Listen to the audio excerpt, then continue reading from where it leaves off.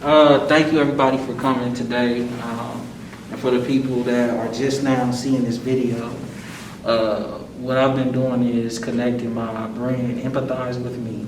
And I've been able to partner with the Columbus Museum of Art. And what we're doing is hosting different conversations that revolve around art and empathy. And we are lucky enough to use the Amina Robinson Gallery to take from the space and the art that she created and use it as an inspiration to have conversations with community members. And today I have Miss Adrienne Hood with me. I'm positive most people know who she is, but if you do not know who Adrienne Hood is, could you just introduce yourself and let the people know who you are and how a lot of people have grown to know you? Sure. My name is Adrienne Hood, and I am a Columbus native, born and raised, been here most of my life, with the exception of my active duty military time. And how people have come to know me is because I became a part of the Involuntary Club June 6, 2016, when 2 plainclothes police officers killed my son, Henry Green V, who we affectionately call Bubby. Thank you. One of the reasons I chose Miss Hood to be a part of this conversation today is because as I looked through the Amina Robinson Gallery, one of the pictures that stood out to me was a picture of her son. His name was Sidney, and she tragically lost him to suicide. And I think that sometimes we look at people that have a lot of people paying attention to them and saying that they're strong and they appreciate them, but we can easily forget that they go through things too, and sometimes there's a different type of support they need beyond saying that you're strong or only showing up because of what you heard or what you've seen. Sometimes you may need to really sit down and get to know somebody. So I know that a lot of people have had the conversation about your son, but what I would like to do is talk more so about motherhood in general. But I would like to start by saying, when it comes to that experience with losing your son, what was the process of grief like for you? So, for one, the process of grief is ongoing. You have your ups and your downs, highs, your lows. Obviously through, time and doing the work to be in a better place is something that I have been intentional about because I refuse to let this tragedy consume my life in a negative way. So I have decided to fight. So that I feel like has helped me a lot with grieving.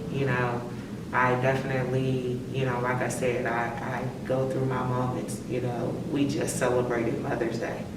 I didn't see my son. I didn't get a phone call. I didn't get a gift. I didn't hear him walk through the door with his deep voice and, and make me laugh with one of his jokes.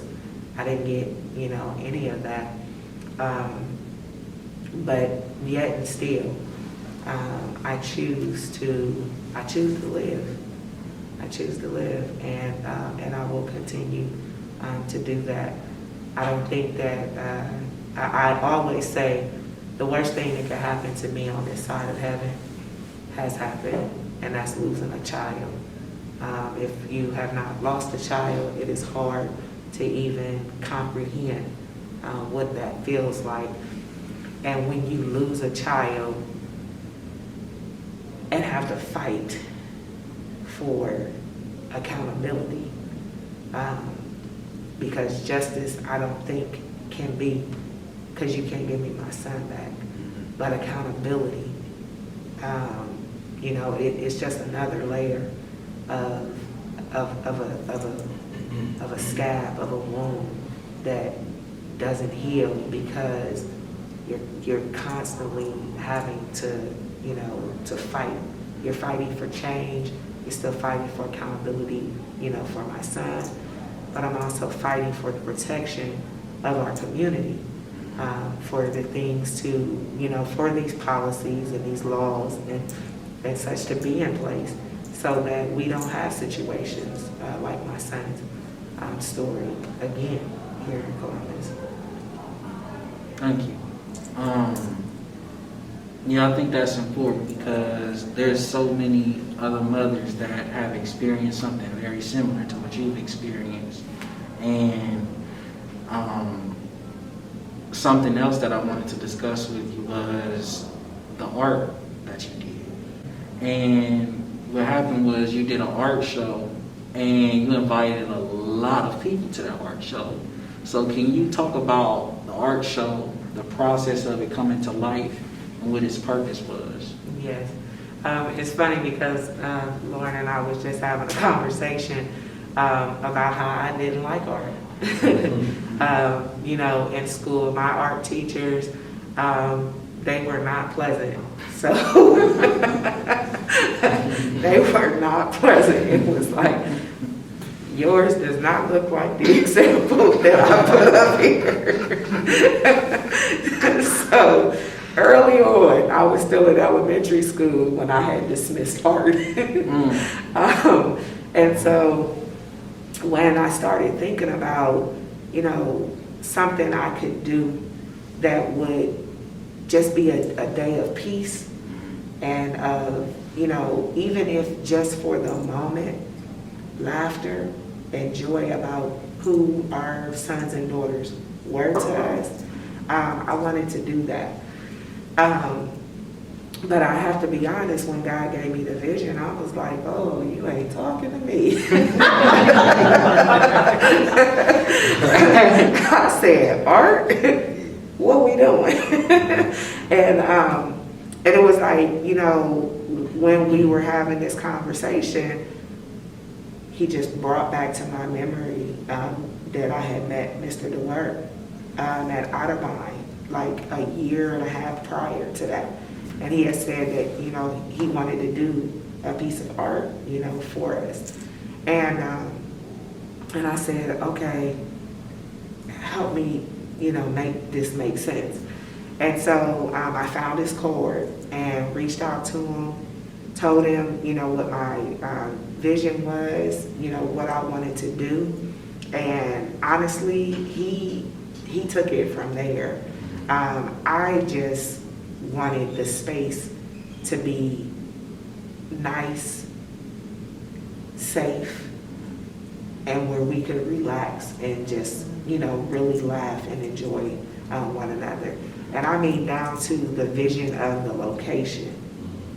God had dropped it in my spirit. I didn't know where it was going to be, but when I seen the Lincoln Theater, that upstairs, I was like, this is the place. And then my girlfriend, Marcy, the way that she decorated it, I wouldn't have, that is not my lane. I would not have, she put the signature on it. But I was really thankful, for that day. And we had moms that came from Chicago, came from Detroit. We had a mom that was going to come from St. Louis. But unfortunately, she lost her brother the week prior to the art show. So she didn't get to make it. But I just wanted to do something that was different. And, because we were constantly in go mode, fight mode, and I was like, I just want a night where that's not what we're doing, that we are really loving on each other and can have a piece of healing, even if it's just for this night. So with that event that you did, you could have easily just done that for you and your family, but you invited a lot of other mothers that experience losing their children, their sons and their daughters.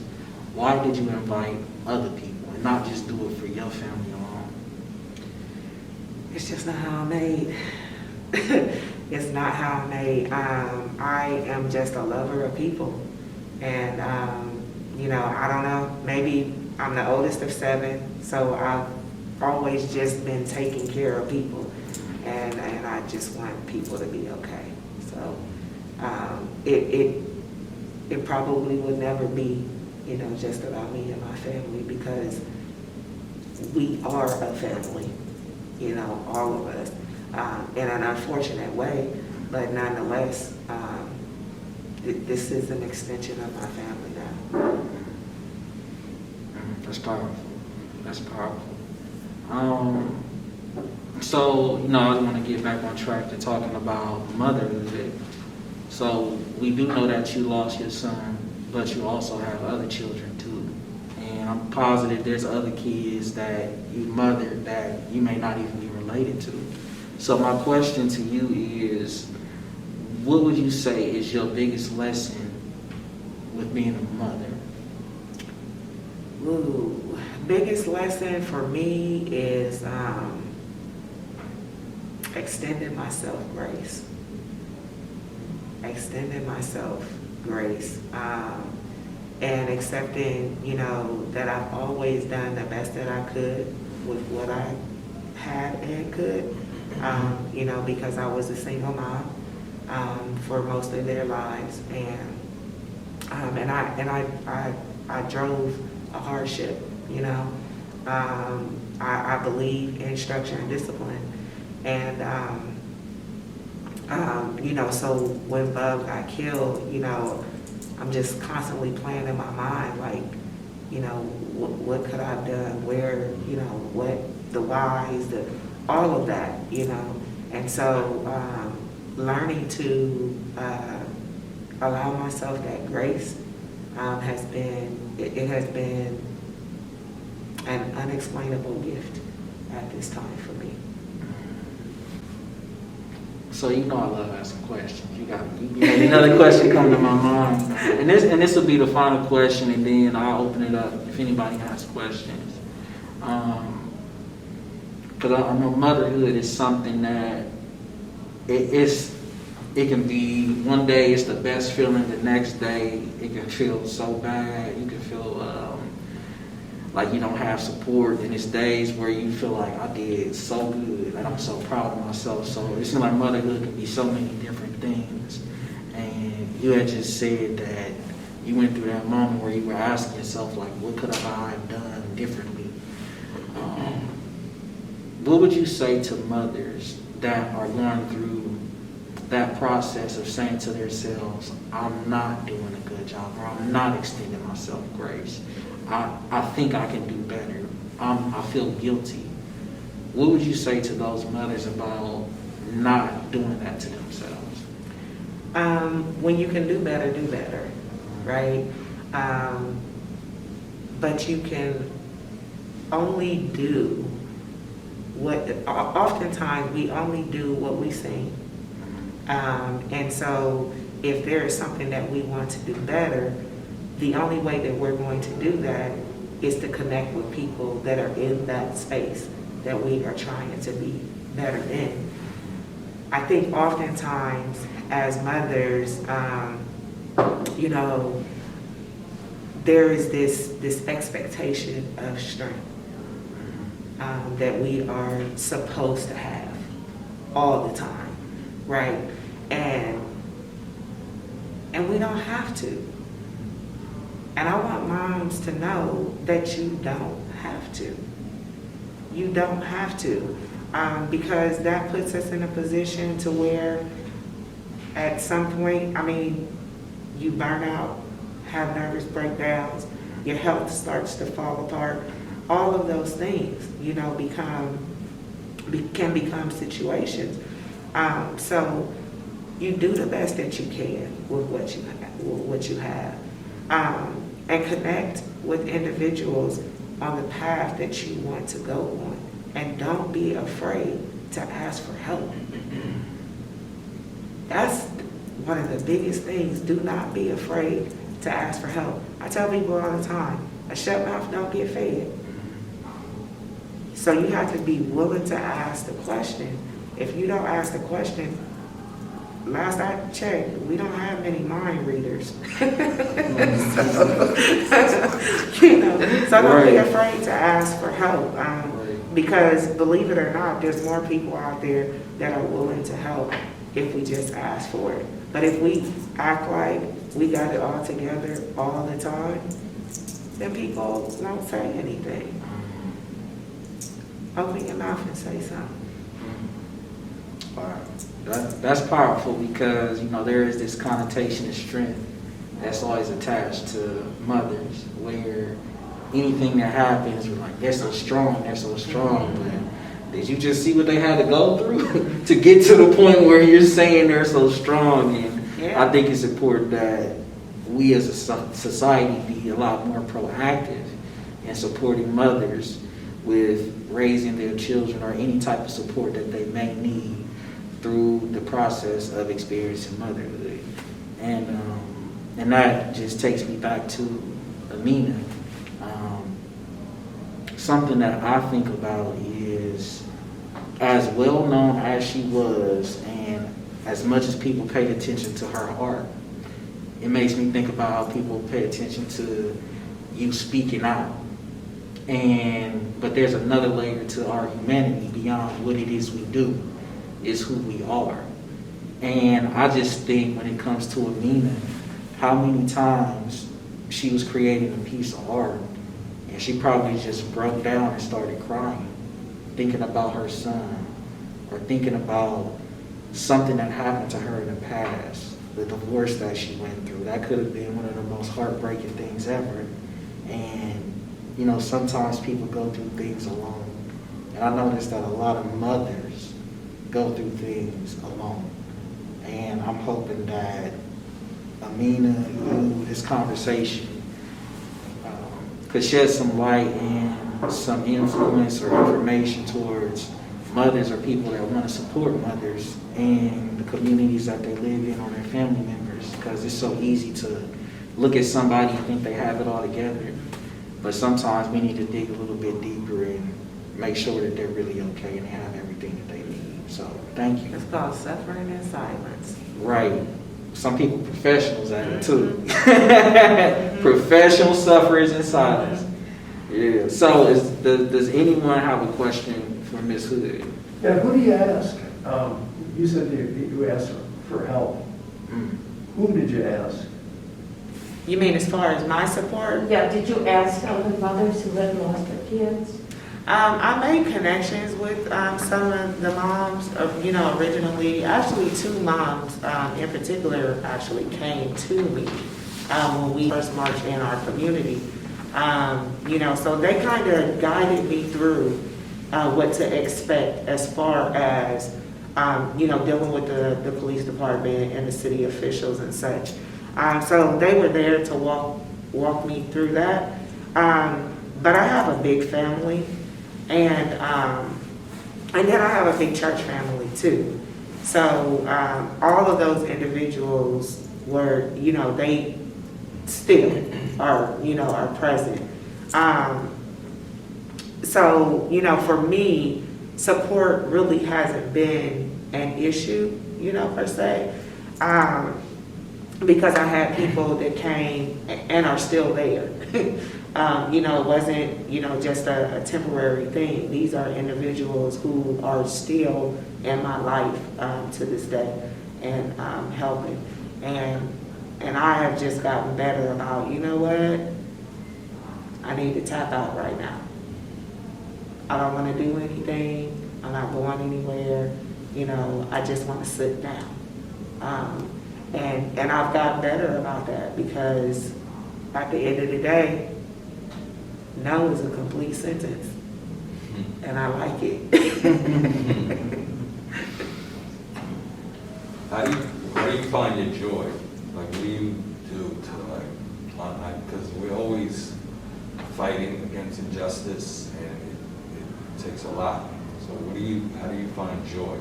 A lot of it is just meditating and listening to God's word. If I'm not listening to his word, I am listening to gospel music or Christian music, a lot of times. I have a couple of pastors besides my own that I listen to, you know, pretty much every day. And God never fails.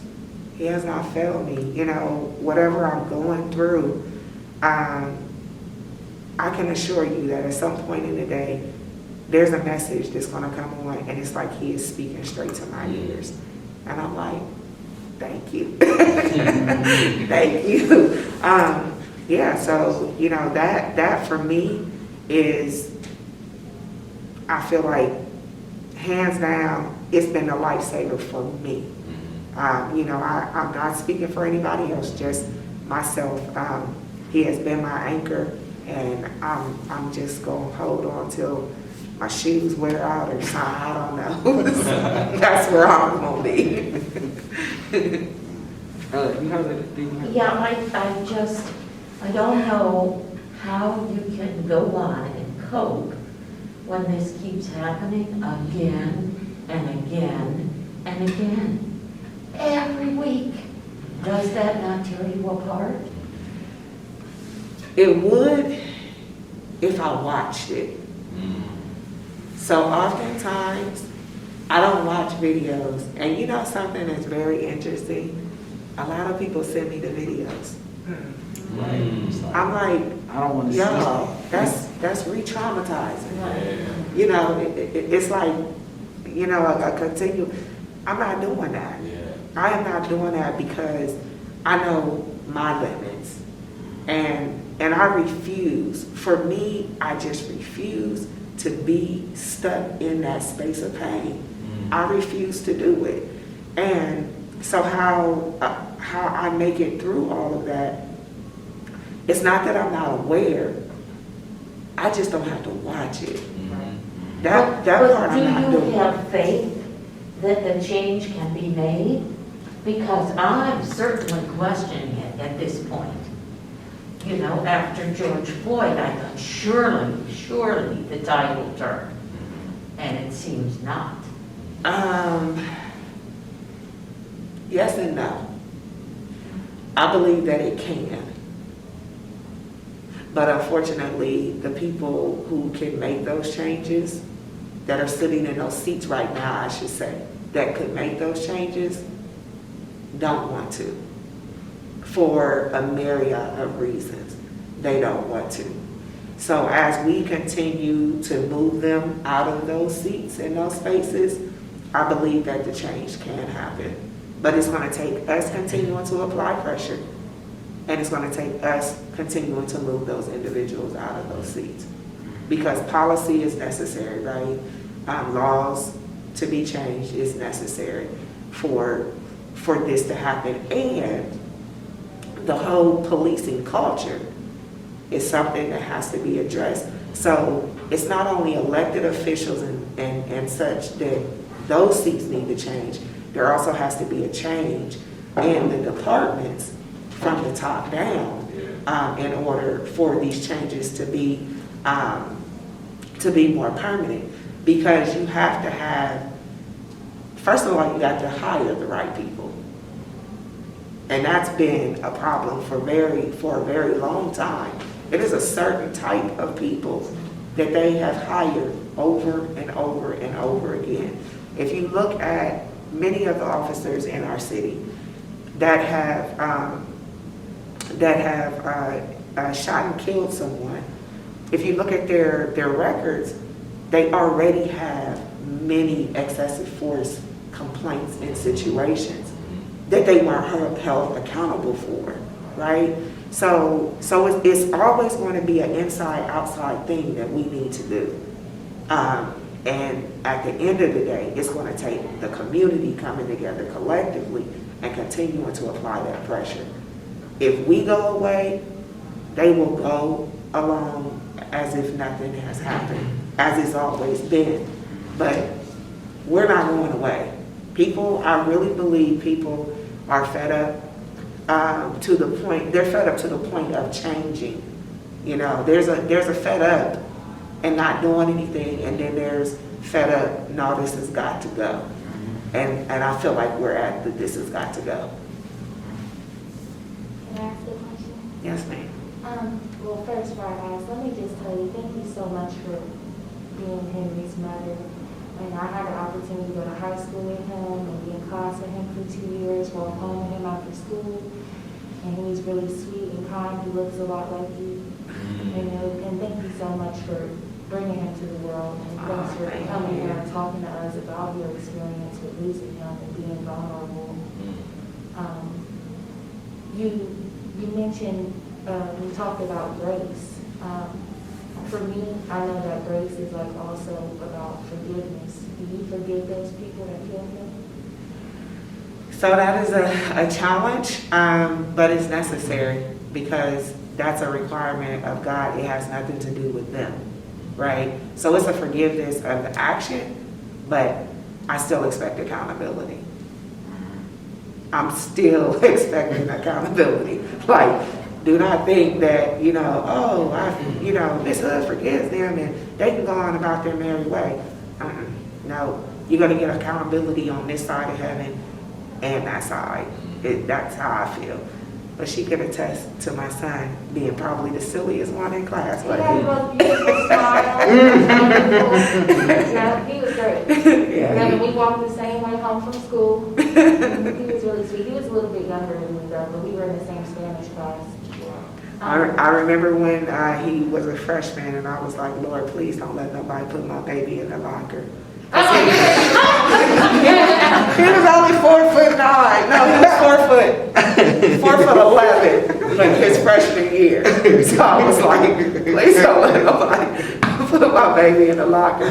But he ended up being like 5'11" or I something. mean, he ended like up that. being so beautiful. And yes. And when I first met him, he was just this little chocolate drop with glasses, and beautiful white teeth, and he was all funny and stuff.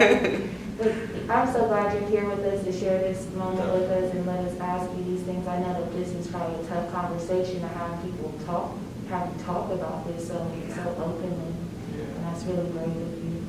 Yeah, y'all getting me prepared for Saturday. That's good. We got a rally on Saturday, so I'll be I there have on camera. to start getting my mind prepared for that. Can So, you come to your rally? oh yeah, it's at Franklin Park.